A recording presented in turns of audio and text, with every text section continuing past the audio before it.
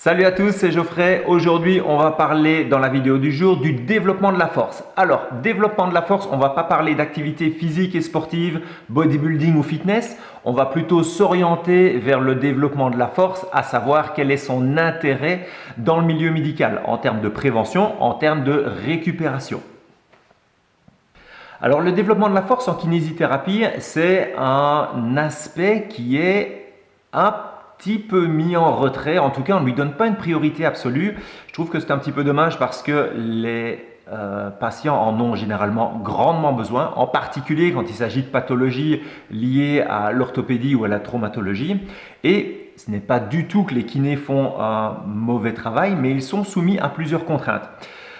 Qu'est-ce qu'on est susceptible de retrouver comme type de contrainte? La première, évidemment, c'est la douleur.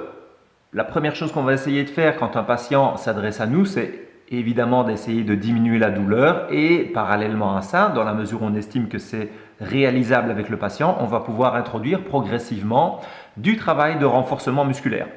Sauf que parfois, on est limité en termes de nombre de séances et parfois, si on a 9 séances qui sont prescrites par le médecin, ça aurait pu être intéressant de prolonger le traitement de 2, 3, 4, 5 séances supplémentaires de manière à avoir un tout petit peu plus de temps pour développer des séances de renforcement musculaire. La deuxième contrainte importante, ce sont les recommandations du chirurgien. Si un patient a été opéré, logiquement, le chirurgien va recommander un travail doux et progressif. Autrement dit, on ne va pas pouvoir introduire du renforcement musculaire à haute intensité dès le départ, ce qui est tout à fait logique, mais ça constitue malgré tout aussi un frein à la prise en charge du patient. La troisième contrainte qui est importante, ce sont les croyances du patient. Bien souvent, le patient qui n'est pas habitué à réaliser un travail de renforcement musculaire spécifique est tout à fait surpris de voir la quantité de charge qu'on est susceptible de lui proposer pour des exercices. Autrement dit, un patient qui ne fait pas d'activité physique et sportive, si on lui demande de réaliser des squats avec 30, 40 kilos, ça semble énorme pour lui et parfois, bien souvent, le patient ne sera pas forcément enclin à réaliser ce type d'activité. À quel moment le kiné est-il susceptible de proposer un travail de renforcement musculaire de façon à ce qu'il soit bien intégré dans un programme? Il y a deux moments principaux. Le premier moment, c'est avant l'effort. Et quand je dis avant l'effort, je parle de avant la compétition. Autrement dit, c'est un travail de prévention. Alors, je sais que généralement dans les clubs sportifs, le travail de prévention, il est plutôt réservé aux préparateurs physiques, mais je pense qu'on pourrait avoir dans des grands clubs, en tout cas qui sont bien organisés, une saine collaboration entre d'une part le préparateur physique et d'autre part le kinésithérapeute qui lui va envisager plutôt l'aspect médical de la chose, tandis que le préparateur physique, bien évidemment, lui va aborder l'aspect performance.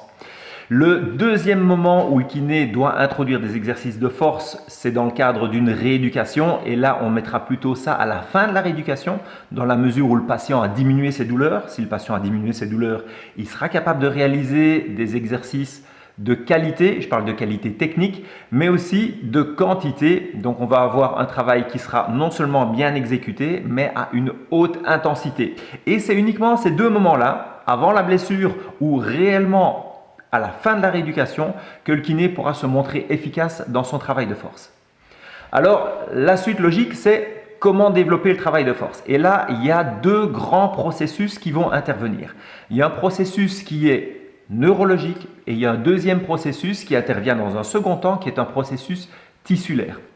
La première chose, le premier processus neuromusculaire, c'est une amélioration de la qualité de la commande. Autrement dit, votre muscle en soi ne change pas, le tissu musculaire reste exactement le même, mais par contre, l'influx nerveux est mieux conduit et on a une amélioration de la synchronisation des unités motrices. Autrement dit, les différents petits moteurs qui constituent votre muscle vont se mettre en activité simultanément et ça va pouvoir permettre d'augmenter la force globale du muscle.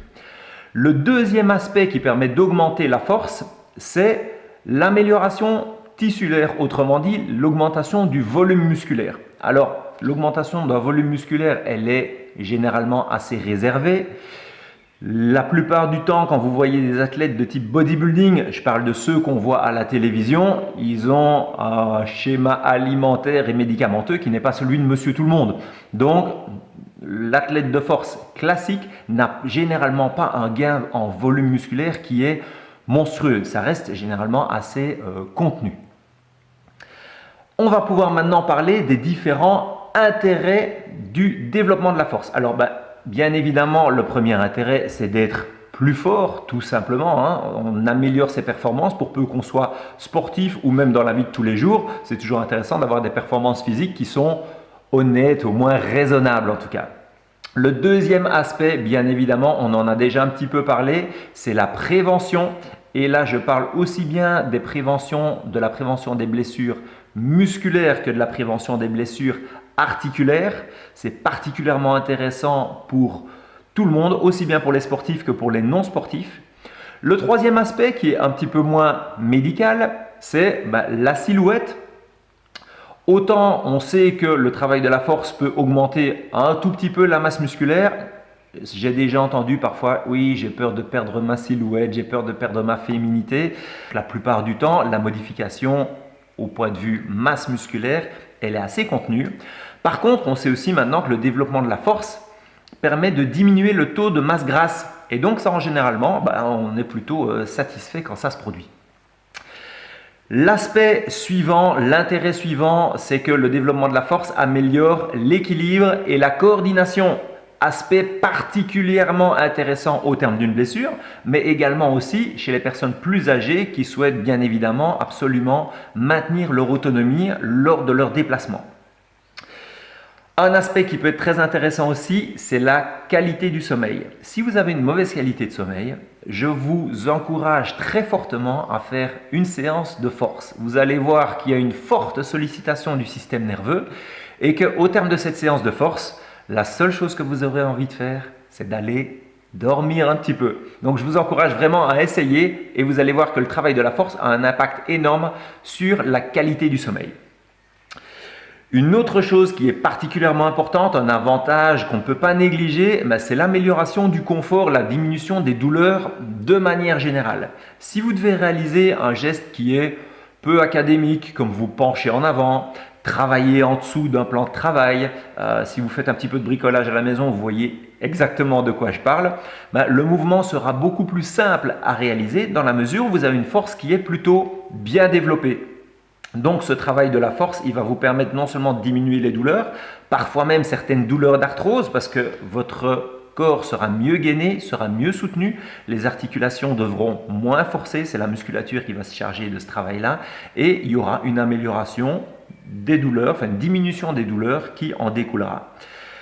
Le dernier point que j'ai retenu, un point qui est aussi extrêmement important, c'est l'impact sur le moral. Comme toute activité physique et sportive, là on peut parler de course à pied, de football, de basket, peu importe, mais le travail de la force est un formidable exutoire. Ça vous permet de vous libérer des problèmes du quotidien et donc généralement ça améliore notre état d'esprit, notre santé morale, tout en améliorant aussi bien évidemment notre aspect physique et généralement ça a un bon impact sur notre image de soi. Voilà, donc comme vous le voyez, le développement de la force, c'est quelque chose qui est assez complexe. J'espère que la vidéo vous a intéressé. Si c'est le cas, n'hésitez pas à me le dire, mettre un petit commentaire en dessous. Si la vidéo vous a intéressé, je développerai un petit peu plus certains aspects de cette vidéo qui, je le reconnais, étaient assez généralistes, mais c'est un sujet assez complexe qui doit faire l'objet de plusieurs vidéos. En tout cas, je vous souhaite de passer une bonne journée. N'hésitez pas à introduire un petit peu de notion de force dans vos entraînements. Envisagez les aspects neurologiques et tissulaires. C'est important de varier les méthodes d'entraînement. Je vous dis à très bientôt pour de nouvelles infos. Ciao!